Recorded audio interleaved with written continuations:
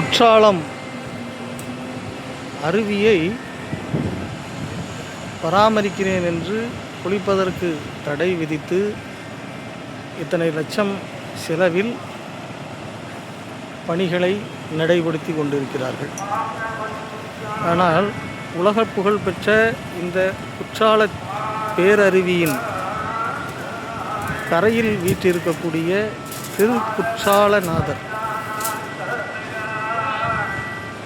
திருக்குற்றாலநாத சுவாமி கோயிலை பாருங்கள். சுவர்களெல்லாம் சிதிலமடைந்து பாருங்கள், சுற்றுச்சுவர் முழுக்க சிதிலமடைந்துள்ளது. இந்த சுவர்களெல்லாம் சிதிலமடைஞ்சு இதை பராமரிக்க ஆள் இல்லை. இந்து அறநிலையத்துறை இருக்குது. இப்போ உள்ள காலத்துக்கு இதை மாதிரி ஒரு கோயில் இவ்வளவு பிரம்மாண்டமான ஒரு மதில் சுற்றுச்சுவர் இதெல்லாம் கட்டணும்னா எத்தனை கோடி செலவாகும்.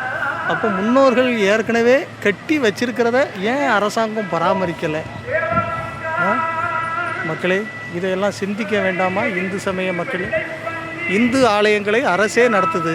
ஆனால் இப்படி சிதிலமடைந்த இந்த ஆலயத்தை பராமரிக்க ஆள் இல்லை. ஆனால் அருவியை பராமரிக்காங்க பாருங்கள்.